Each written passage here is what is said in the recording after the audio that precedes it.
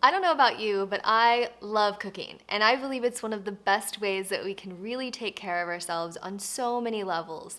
But I know for most people, especially a lot of my clients when they first came to me, cooking can seem really overwhelming, it can seem a little intimidating, stressful, and sometimes not feasible just due to time. But I know that with a few tweaks to your kitchen, you can actually make cooking so much easier, much more enjoyable for yourself, for others that are helping you out. And in this video, I'm going to share with you all of my tried and true essentials that should have you really set up in the kitchen to make you feel successful, especially if you're just learning how to cook or if you're just trying to cook more from home. So before we get into it, tell me below, how many days a week do you cook? And also let me know where you're at in terms of your cooking skills. Do you feel like a pro? Are you just cooking like once a month? Just let me know like how confident you are in the kitchen on a scale from 1 to 5, 5 being the most confident. That will really help me understand where you guys are at.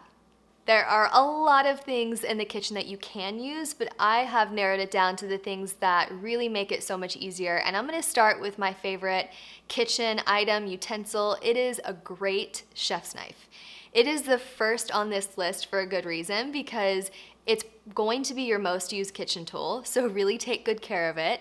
You know, keep it sharp, clean, dry, but it'll be your new best friend in the kitchen. And also taking care of your knives is really just for food safety 101. A bread knife, for example, isn't just used for bread. I use it for slicing through like really ripe tomatoes and other fruits that I don't want to bruise. You could also branch into getting a paring knife, which is a really small knife that you can use for peeling like small veggies and fruits. But whatever knife you get, again, I recommend a chef's knife if you really needed to pick one of those three. It's really important that you keep it sharp. So get a honing steel if you can. That's what you'll need, and you'll be so surprised. If you've been cooking or chopping, and prepping with a dull knife, having a sharp knife changes the game. So that brings me to number 2, which is the cutting board. If you are using a knife as the most important tool in the kitchen, then you need a great cutting board. And this is also for food safety, but I want to share with you a couple different varieties. I really look for dishwasher safe just for ease, but you want a great chopping block that doesn't slide around when you're chopping. Next up are mixing bowls. I really am partial to the metal mixing bowls. It might not be the most glamorous of all of the kitchen tools, but they stack together perfectly, really helps keep small spaces in your kitchen organized, and it's perfect for tossing like really big salads, like my massage kale salad, serving popcorn, all of that. Another thing is a wire whisk. So whether you are mixing up batter for your favorite pancakes or just making a healthy salad dressing, you can use a great wire whisk in a lot of ways. They're pretty inexpensive and it gets the job done. The next kitchen essential is a vegetable peeler. I have peeled so many fruits and vegetables in my day, and I've tried so many peelers, including like just old school with a knife. But I really love these peelers that I'll link below. They are the best, hands down, and make, for example, like butternut squash, which is notoriously really difficult to peel. It makes it a breeze. Next up is a good old mortar and pestle, and they've been around for thousands of years for good reasons. You can use it to grind dried spices and herbs. You can even use it to grind some nuts if you want. You can make puree, pesto. I really love a mortar and pestle. If you want another alternative, and if this list is starting to seem like a lot of items for you, one thing that you can use is a good old blender. I used my Vitamix blender for years before I went and got a food processor or a mortar and pestle and used it in the same manner.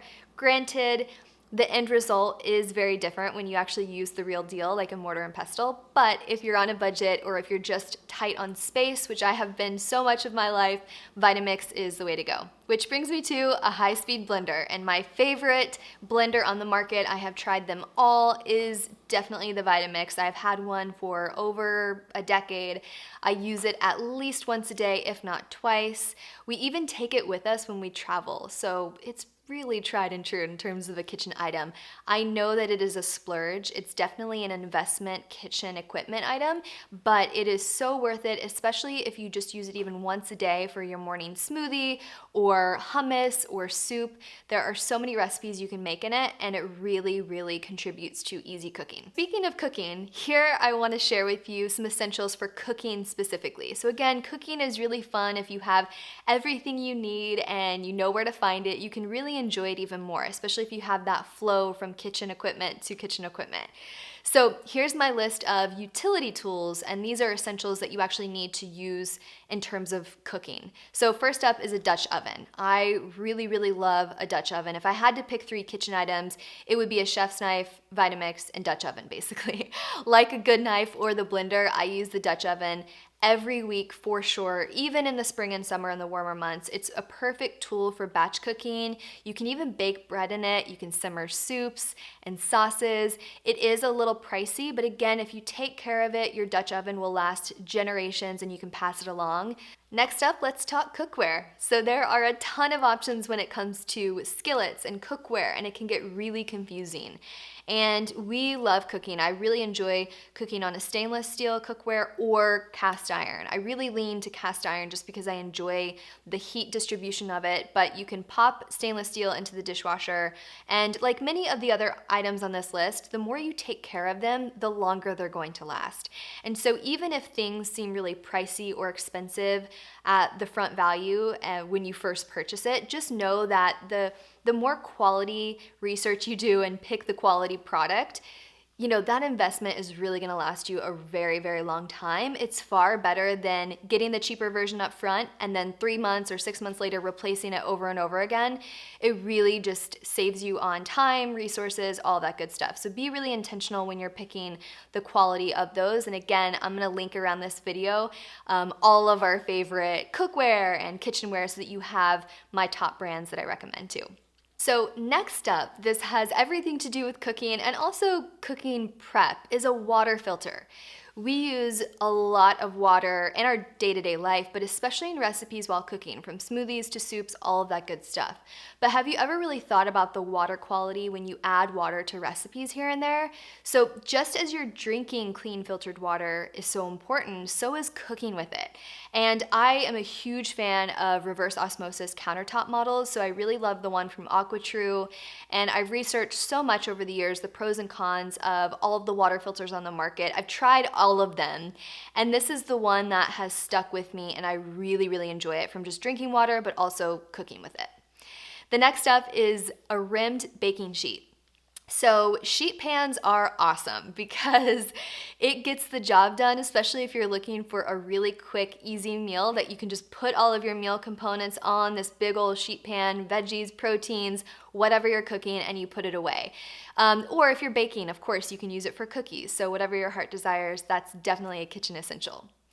A good wooden spoon also is a great kitchen essential and a very, very accessible too, especially if you're getting one that's very functional and not just for looks or for tossing a salad, but they can be great for sauteing veggies and stirring items in your metal bowl. I really, really love any kind of wood utensil that's functional in that way. And lastly is the best spatula ever. It took me a really long time to find the perfect spatula, which might not be super sexy in terms of kitchen equipment, but spatulas come in handy because you're able to use them when you're cooking like an omelet. It's really easy to flip, toss, and transfer things with a gentle but functional nature. You can also scrape out all of the nooks and crannies of your Vitamix, which happens really often, especially when I'm making like vegan cashew cheese or any dessert or any energy ball. There's so much left in a food processor or blender that a spatula really takes care of. All right, so there you have it. Once you have all of your kitchen essentials, or even just a few, be sure to head over to nutritionstrip.com and find really simple, nourishing plant-based recipes that you can try. And I really encourage you to try one new recipe this week and share it with me by tagging my handle on Instagram, which is just @nutritionstripped, or on Twitter, on Facebook, whatever you use. And if you liked this video, let me know by sharing your biggest takeaway or even just your favorite piece of equipment on that list. And be sure to follow or subscribe for more videos like this, and let me know if you'd be into me doing an edition of a food storage video covering my favorite food storage items. All right, I hope you have a really beautiful day.